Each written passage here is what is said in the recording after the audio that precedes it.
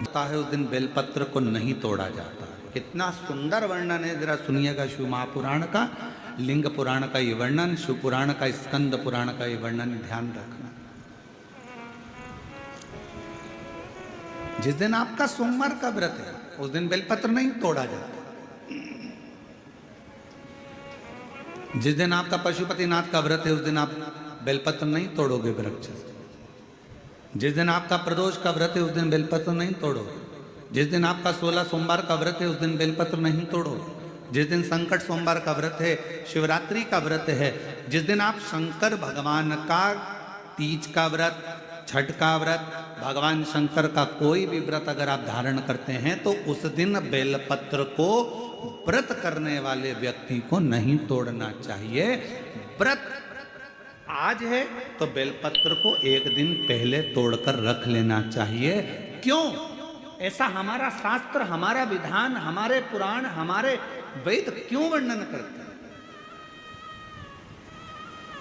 किस लिए वर्णन करते हैं? क्यों कहा गया कि प्रदोष के दिन, जिस दिन आपका व्रत है उस दिन आप कोई सा भी व्रत हो, आपका सोमवार का व्रत है, आपका शिव जी का अगर कोई व्रत कर रहे हो तो उस दिन आप भगवान शंकर को चढ़ाने के लिए बेलपत्र मत तोड़ो, एक दिन पहले तोड़ो। क्यों कहा गया? हमारे शास्त्र क्यों कहते हैं कि पशुपतिनाथ का व्रत कर रहे हो तो बेलपत्र को एक दिन पहले तोड़ना, सोमवार का व्रत कर रहे हो तो बेलपत्र को एक दिन पहले तोड़ना, प्रदोष का व्रत कर रहे हो तो एक दिन पहले व्रत को बेलपत्र को तोड़ना।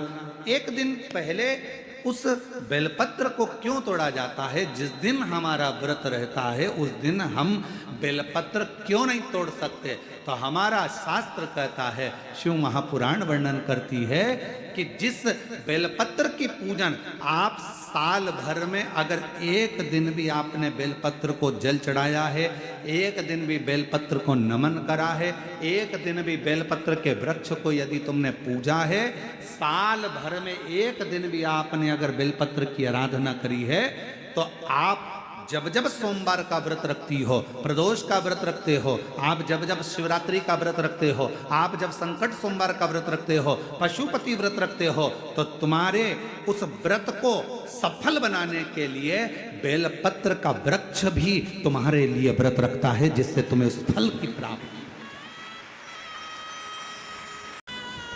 कथा सुनने आ रहे हो?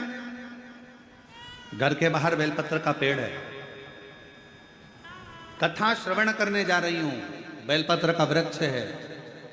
नहीं, आपको अगर कथा सुनने जा रहे हो तो बेलपत्र अगर चढ़ाना है तो एक दिन पहले आप बेलपत्र को उतारो। कथा सुनने के लिए जा रही हूं और बेलपत्र रास्ते में से तोड़ लिया, कथा में जाकर बैठ गई, बेलपत्र शिव पुराण को समर्पित कर दिया या कथा में समर्पित कर दिया, या विचार करा कि मेरा बेलपत्र व्यासपीठ तक जाएगा, झोली में डाल दिया। ध्यान रखना, कथा सुनने के लिए आ रही हो, सामने बेलपत्र का वृक्ष दिख गया, उसको झुककर प्रणाम करो, नमन करो और कहो, मेरे बाबा, मेरे शंभु, आपका दर्शन कर कर जा रही हूँ। मैं जानती हूँ इस बेलपत्र के वृक्ष में गौरी शंकर हैं, मैं जानती हूँ इस बेलपत्र के वृक्ष में नारायण लक्ष्मी है, मैं जानती हूँ इस बेलपत्र के वृक्ष में 64 योगनियाँ हैं, मैं जानती हूँ इस बेलपत्र के वृक्ष के तने में स्वयं कुबेर बैठकर साधना करता है। इस बेलपत्र के वृक्ष को मैं नमन करती हूँ। बाबा, आपसे प्रार्थना करती हूँ कि मैं कथा सुनने के लिए जा रही हूँ, जब मैं कथा सुनकर वापिस आऊँ ना, हे बेलपत्र महारानी, हे बेलपत्र के वृक्ष, हे शंकर, ऐसी कृपा करना कि मेरी खाली झोली को भंडार से भर देना, उसको नमन करो। महापुराण की कथा कहती है,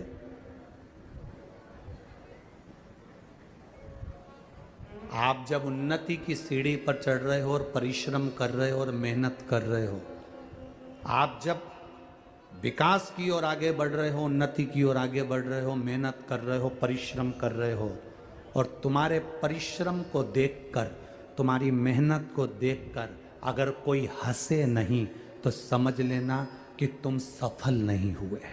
सफल नहीं हुए हो। जब दुनिया के लोग तुमको ताना देना चालू कर दे, आड़ा टेढ़ा बोलना चालू कर दे और तुम पे हंसना चालू कर दे, समझ लेना कि अब तुम्हारी उन्नति निश्चित हो गई है।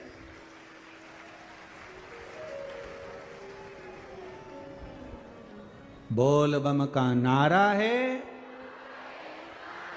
अब तुम्हारी उन्नति निश्चित हो गई है। अब तुम उन्नति की, अभी तक लोग, जब तुम मेहनत कर रहे थे तो तुम पर लोग हंस नहीं रहे थे, ताना नहीं दे रहे थे, गालियां नहीं दे रहे थे, अपशब्द नहीं कर रहे। अब दुनिया, जब कोई ना तुम पर हंसे, कोई तुम पर उंगली भी ना उठाए, कोई तुम पर अपशब्द भी ना कहे, कोई तुम पर ताने भी ना दे, तब समझ लेना कि तुमने कोई तरक्की नहीं करी।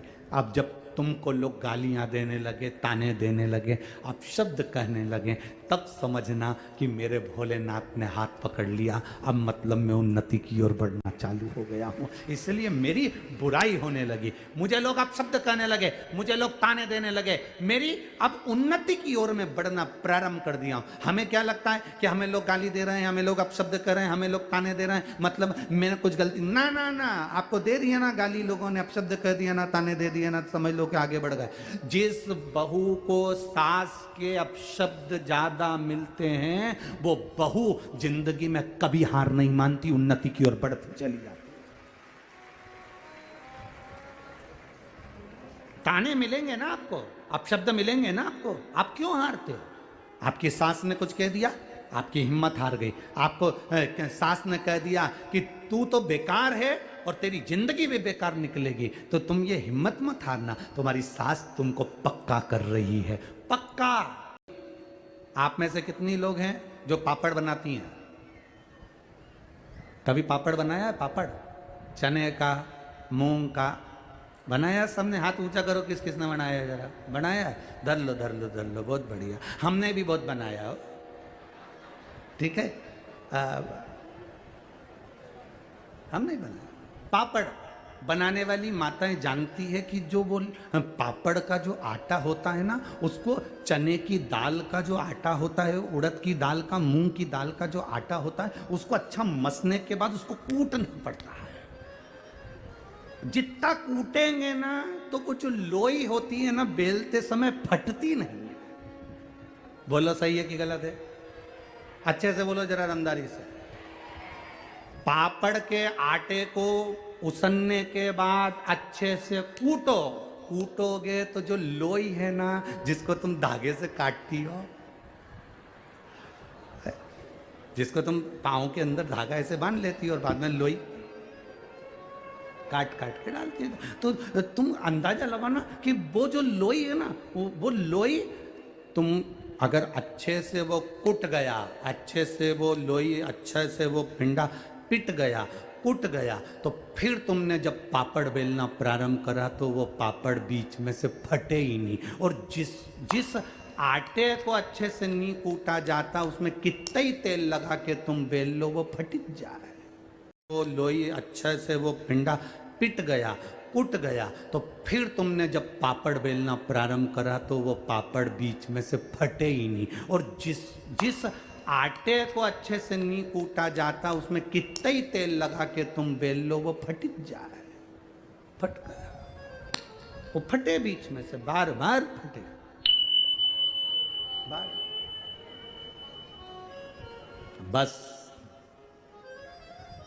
जब लोगों के अपशब्द मिल रहे हों, लोग हंस रहे हों, ताने दे रहे हों, आड़ा टेढ़ा कह रहे हों, समझ लेना मेरा भगवान तुमको पापड़ की लोई को कूट रहा है।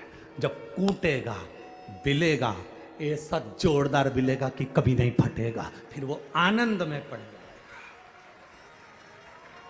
फिर पापड़ का नियम दूसरा, पापड़ का दूसरा नियम बताया कि पापड़ बनने के बाद सूखने डालो, पर किसी की छाया नहीं पड़ जाए। समझ गई हो क्या है? बोलना तो नहीं पड़ेगा।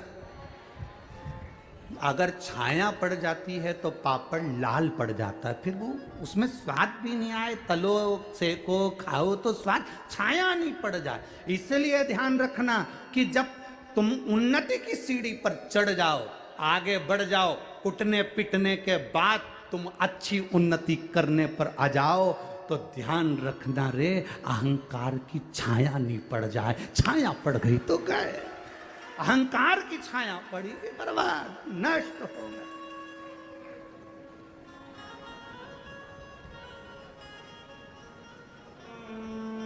छाया ना पड़े, अभिमान, अहंकार अभिमत्ता, अहम, कि जब छाया पड़ती है तो बर्बादी का सिरा प्रारंभ हो जाता है। बर्बादी के सिरे की ओर हम बढ़ जाते हैं। कह दिया, शिव जी को रोक दिया। शंकर ने जवाब नहीं दिया, शिव जी वहां से चले। शंकर जी तो चले गए, पर सभा में आज भोलेनाथ जी नहीं दिख रहे। सभा में आज भोलेनाथ जी नहीं दिख रहे। ब्रह्मा जी ने तुरंत गरुण देव को बुलाकर कहा, गरुण जरा जाकर पता करो कि भगवान शिव इस सभा में क्यों नहीं है। बाबा देवादिदेव महादेव सभा में क्यों ना पहुंचे, जाओ जरा पता करो। कोई अपशब्द कहे ना पलट कर जवाब दो, कोई गाली दे ना पलट कर जवाब दो, कोई आड़ा टेढ़ा बोल दे नहीं पलट कर जवाब दो। बदला नहीं लेना अपन को। बदला लेने में कई लोगों के तो कुल डूब गए। बदला लेने में कुल डूब गए। बदला लेने में पूरा वंश डूब गया। बदला लेने में पूरी जिंदगी खराब हो गई। महाभारत का चरित्र उठा लो, माता द्रौपदी जरा सी हंसी थी, उसका बदला लेने के लिए पूरा वंश मिटा बैठे। शूर्पणखा का बदला लेने के लिए रावण ने अपना पूरा कुल डुबो दिया, केवल बदला लेने के लिए। कई हमारे क्षेत्र में लोग ऐसे रहते हैं, मैं उससे बदला लेकर मानूंगा, और बंदूक उठाई ठोक दिया।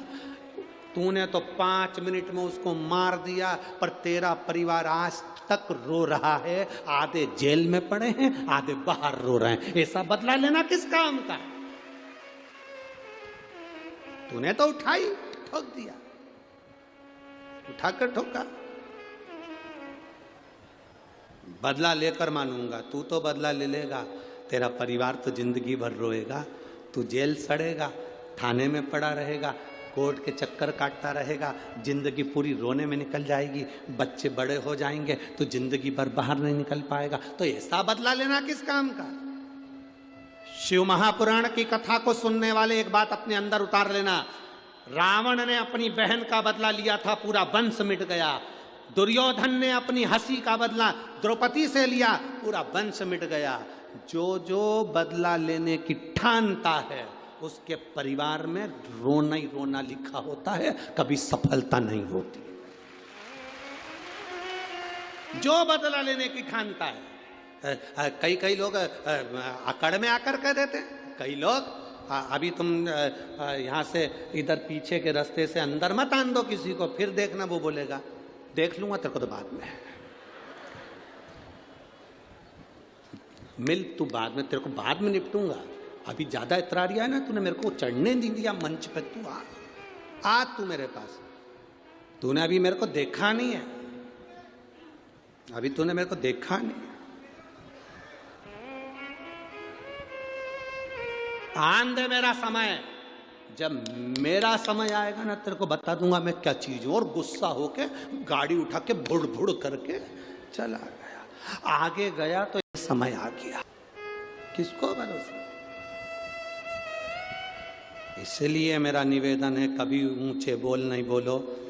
किसी से कितनी भी लड़ाई हो जाए, किसी से कितनी भी दुश्मनी हो जाए, कभी बदला लेने की मत ठानना कि मैं इससे बदला लूंगा। बदला लेने में पूरे रावण का वंश चले गया। शूर्पणखा का बदला लेने गया था और मालूम पड़े पूरा सूपड़ा साफ हो गया।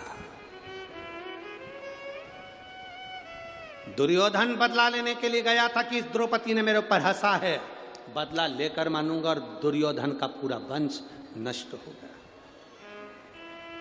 घर की माताओं को चाहिए, तुम्हारे बेटे की किसी से लड़ाई हो जाए, डंडा उठाकर बदला लेने जाए तो माताएं उसको समझाए, हमें बदला नहीं लेना, हमें नहीं लेना बदला। तू लड़ाई करेगा, तलवार उठाएगा, छुरा उठाएगा, बंदूक उठाएगा, मार देगा, थाने में पड़ा रहेगा, तेरे छोटे छोटे बच्चे जिंदगी भर रोते रहेंगे। 5 मिनट का, 10 मिनट का गुस्सा 10 साल तक जेल में सड़ा देता है। इसलिए वो 10 मिनट के गुस्से को चूल्हे में पटक दो और एंजॉय की जिंदगी जियो, खुश होकर, प्रसन्न चित्त में अपने जीवन को जियो, स्माइल देकर, खुश होकर, आनंद के साथ जियो। समझौता करना जानो, समझौता। जब थाने में जाते हो तो टीआई भी कह देता है देखो आपस में बेलचेल कर लो, थोड़ी बहुत बातचीत करो, समझौता करो। उसको मालूम है टीआई को केस चलेगा 10 साल 20 साल 15 साल निकल जाएगा। पुलिस वाले को मालूम है 25 साल निकल जाएगा, ये जिंदगी भर ऐसे रगड़ाएगा, एक अंदर पड़ा रहेगा। इसलिए समझौता करो। निवेदन है, पति पत्नी में लड़ाई हो जाए समझौता करिए, आपस में बच्चों में लड़ाई हो जाए समझौता करिए। समझौता जिंदगी का एक सुख है, क्षमा कर देना एक आनंद है। बदला लेना आनंद नहीं है जितना क्षमा करना आनंद है। समझौता कर लीजिए। लड़ाई हो गई ना, कोई बात नहीं, टीआई कहता है, पुलिस वाला कहता है, थानेदार कहता है देखो बैठ जाओ आपस में समझौता कर लो। दोनों परिवार रो गए, अदालत में पैसा जाएगा, पैसा लगता चले जाएगा, जिंदगी निकल जाएगी, केस चलते चलते। समझौता करो, समझौता। मैं कभी आड़ा टेढ़ा नहीं करूंगा, मैं समझौता लेकर चलूंगा अपने जीवन में। शंकर भगवान से सीख कर चलना। शिव जी कभी पलट कर जवाब नहीं देते, कभी पलट कर। शंकर भगवान ने जितने असुरों को मारा, एक भी असुर से, एक भी राक्षस से शंकर जी की दुश्मनी नहीं थी। एक भी राक्षस से शंकर जी की दुश्मनी नहीं थी, एक भी। तुम अंदाजा लगा कर देखो, वो भस्मासुर राजा था, एक बार प्रवचन सुन लिया उसने, और प्रवचन सुनकर भस्मासुर ने विचार कर लिया मैं भगवान शंकर की पूजन करूंगा। शिव जी की पूजन में लग गया। लोग कहते भस्मासुर था, असुर था, राक्षस था। हम कहते उसके बराबर भक्त नहीं था भस्मासुर के बराबर। लोग कहते ताड़कासुर असुर था, राक्षस था। हम कहते ताड़कासुर के बराबर कोई भक्त नहीं था। शंकर जी ने जिसको मारा सब उनके भक्त थे। भस्मासुर राजा था। पत्नी ने पूछा क्या कर रहे हो? शिव जी की आराधना। शंकर का शिवलिंग बनाता, पूजन करता। शंकर भगवान उसकी तपस्या से प्रसन्न हो गए। मांग तुझे क्या चाहिए? भस्मासुर ने कहा आपके चरणों की सेवा दे दो, मेरे को अब राजपाट नहीं करना, मुझे तुम्हारी सेवा करना है। शंकर भगवान ने कहा मेरे पास सब है, नंदी है, भृंगी है, श्रृंगी है, पत्नी है, सर्प है, गंगा है, सब है, मुझे तेरी जरूरत नहीं है। नहीं नहीं नहीं, मैं तो आपकी सेवा करूंगा चाहे कुछ भी हो जाए, मुझे तो आपकी सेवा करना है, आप मुझे सेवा में रखो। शंकर भगवान ने कहा तो फिर एक काम कर, पार्वती जी से पूछा इसको कौन सी सेवा दें। पार्वती जी ने कहा एक काम करो, इसको भस्म लाकर चढ़ाने की सेवा दे दो। भस्म चढ़ाने की सेवा? हाँ। पार्वती जी के कहने पर शंकर भगवान ने भस्मासुर से कहा तू जा, भस्म लाना, मेरे पर चढ़ाना। शमशान की भस्म मुझ पे चढ़ना चाहिए, इसके सिवाय कुछ भी नहीं। मुर्दे की भस्म मुझे चढ़े, उसके सिवाय कुछ नहीं। अब भस्मासुर शमशान जाता, वहां से भस्म लाता, शिव जी को चढ़ा देता। शंकर बड़े खुश रहते, रोज यही करता, प्रतिदिन सुबह जाना, भस्म लाना, चढ़ाना। 6-7 महीने निकल गए, 1 साल निकल गया, 4 साल निकल गए। चौथे साल में भस्मासुर शमशान में भस्म ढूंढता रहा पर मिली नहीं, क्योंकि कोई मर ही नहीं रिया था। कोई मरे जले तो भस्म आए, अब कोई मरे ही नहीं तो भस्म कहां से आए?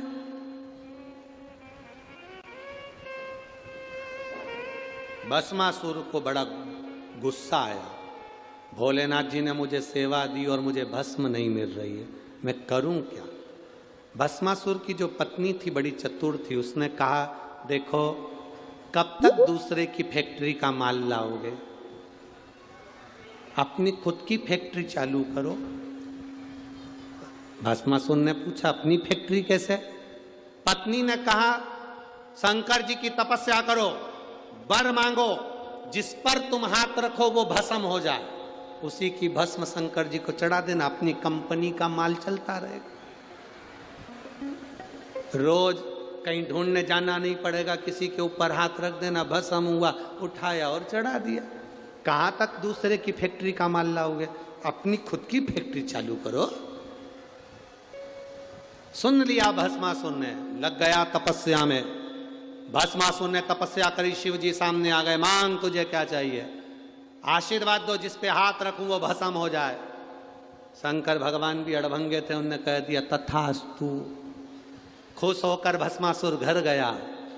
खुश होकर जैसे ही भस्मासुर घर गया, पत्नी को देखकर आनंदित हो गया, मैं तुझे गले लगाना चाहता हूं। क्यों? तेरे कहने पर मैंने शंकर जी से वर मांग लिया, आज अपनी फैक्ट्री चालू हो गई, मैं तुझे गले लगाना चाहता हूं। पत्नी भाग गई पीछे, आज अपनी फैक्ट्री चालू हो गई, मैं तुझे गले लगाना चाहता हूं। पत्नी भाग गई पीछे। पत्नी को लगा फैक्ट्री की कंपनी का माल सबसे पहले मेरे ऊपर यूज कर रहे हो। पत्नी भागी। पति ने कहा कहां जा रही है? पत्नी के मैं अभी आ रही हूं। पति भाग। पत्नी भागती गई, भागती गई, भागती गई। पत्नी ने सोचा कब तक भागूंगी, कुछ अच्छा कर देती हूं।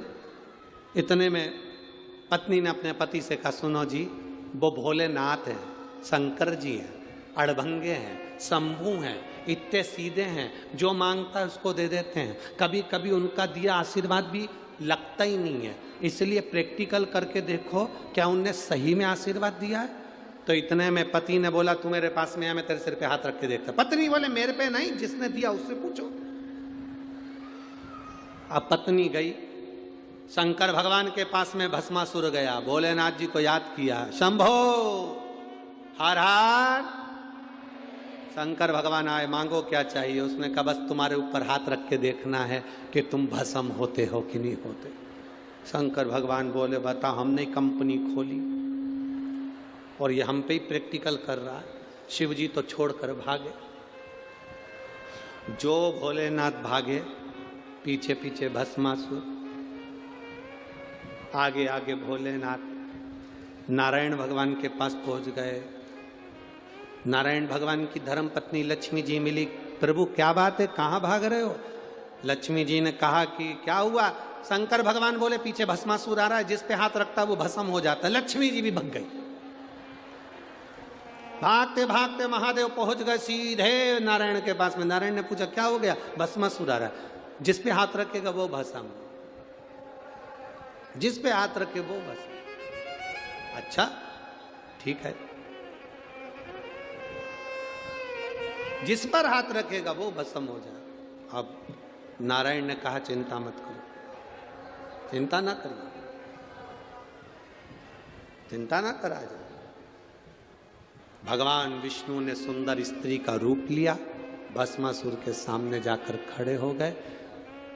शादी के मन की बात आ गई भस्मासुर के। भगवान विष्णु ने कहा मैं जैसा नाचूं वैसा नाचोगे तो मैं तुमसे शादी करूं।